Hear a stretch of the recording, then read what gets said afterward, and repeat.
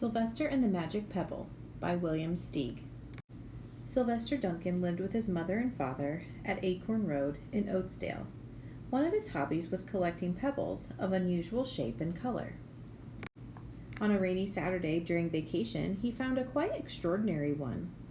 It was flaming red, shiny, and perfectly round, like a marble. As he was studying this remarkable pebble, he began to shiver, probably from excitement, and the rain felt cold on his back. "I wish it would stop raining," he said. To his great surprise, the rain stopped. It didn't stop gradually, as rains usually do. It ceased. The drops vanished on the way down, the clouds disappeared, everything was dry, and the sun was shining as if rain had never existed. In all his young life, Sylvester had never had a wish gratified so quickly. It struck him that magic must be at work, and he guessed that the magic must be in the remarkable-looking red pebble, where indeed it was. To make a test, he put the pebble on the ground and said, "I wish it would rain again." Nothing happened. But when he said the same thing holding the pebble in his hoof, the sky turned black. There was lightning and a clap of thunder, and the rain came shooting down. "What a lucky day this is," thought Sylvester. "From now on, I can have anything I want. My mother and father can have anything they want. My relatives, my friends, and anybody at all can have everything anybody wants." He wished the sunshine back in the sky, and he wished a wart on his left-hand fetlock would disappear. And it did, and he started home, eager to amaze his father and mother with his magic pebble. He could hardly wait to see their faces. Maybe they wouldn't even believe him at first. As he was crossing Strawberry Hill, thinking of some of the many, many things he could wish for, he was startled to see a mean, hungry lion looking right at him from behind some tall grass. He was frightened. If he hadn't been so frightened, he could have made the lion disappear, or he could have wished himself safe at home with his mother and father. He could have wished the lion would turn into a butterfly or a daisy or a gnat. He could have wished many things, but he panicked and couldn't think carefully. "I wish I were a rock," he said, and he became a rock. The lion came bounding over, sniffed the rock 100 times, walked around and around it, and went away confused, perplexed, puzzled, and bewildered. "I saw that little donkey as clear as day. Maybe I'm going crazy," he muttered. And there was Sylvester, a rock on Strawberry Hill, with the magic pebble lying right beside him on the ground, and he was unable to pick it up. "Oh, how I wish I were myself again," he thought, but nothing happened.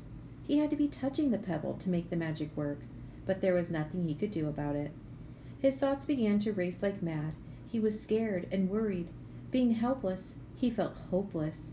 He imagined all the possibilities, and eventually he realized that his only chance of becoming himself again was for someone to find the red pebble and to wish that the rock next to it would be a donkey. Someone would surely find the red pebble. It was so bright and shiny. But what on earth would make them wish that a rock were a donkey? The chance was 1 in a billion at best. Sylvester fell asleep. What else could he do? Night came with many stars. Meanwhile, back at home, Mr. and Mrs. Duncan paced the floor, frantic with worry. Sylvester had never come home later than dinner time. Where could he be? They stayed up all night wondering what had happened, expecting that Sylvester would surely turn up by morning. But he didn't, of course. Mrs. Duncan cried a lot, and Mr. Duncan did his best to soothe her. Both longed to have their dear son with them. "I will never scold Sylvester again as long as I live," said Mrs. Duncan, "no matter what he does." At dawn, they went about inquiring of all the neighbors. They talked to all the children, the puppies, the kittens, the colts, the piglets. No one had seen Sylvester since the day before. Yesterday. They went to the police. The police could not find their child. All the dogs in Oatesdale went searching for him. They sniffed behind every rock and tree and blade of grass, into every nook and gully of the neighborhood and beyond, but found not a scent of him. They sniffed the rock on Strawberry Hill, but it smelled like a rock. It didn't smell like Sylvester. After a month of searching the same places over and over again, and inquiring of the same animals over and over again, Mr. and Mrs. Duncan no longer knew what to do.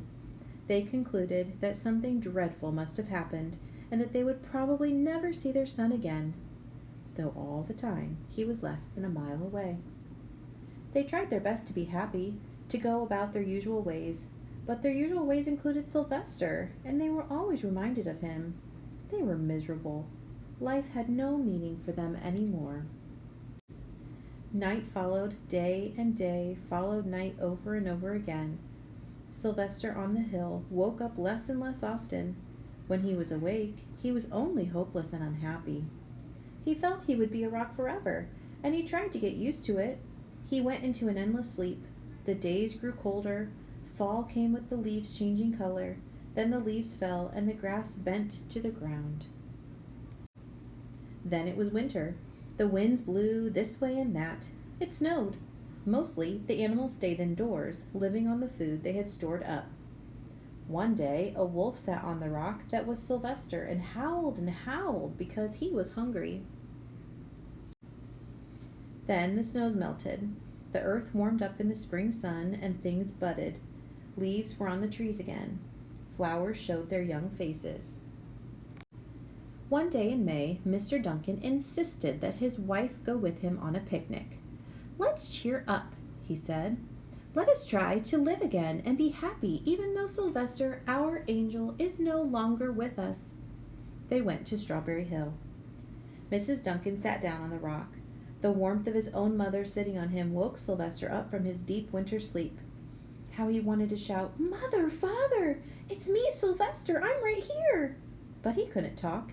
He had no voice. He was stone dumb. Mr. Duncan walked aimlessly about while Mrs. Duncan set out the picnic food on the rock. Alfalfa sandwiches, pickled oats, sassafras salad, Timothy capote. Suddenly, Mr. Duncan saw the red pebble. "What a fantastic pebble!" he exclaimed. "Sylvester would have loved it for his collection." He put the pebble on the rock. They sat down to eat. Sylvester was now wide awake as a donkey that was a rock could possibly be. Mrs. Duncan felt some mysterious excitement. "You know, Father," she said suddenly, "I have the strangest feeling that our dear Sylvester is still alive and not far away." I am!" Sylvester wanted to shout, but he couldn't. If only he had realized that the pebble resting on his back was the magic pebble. "Oh, how I wish he were here with us on this lovely May day," said Mrs. Duncan.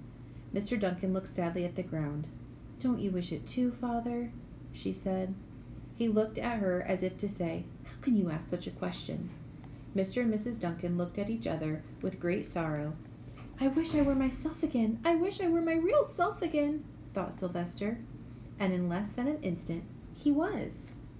You can imagine the scene that followed. The embraces, the kisses, the questions, the answers, the loving looks, and the fond exclamations. When they had eventually calmed down for a bit and had gotten home, Mr. Duncan put the magic pebble in an iron safe. Someday they might want to use it, but really, for now, what more could they wish for? They all had all that they wanted. The end.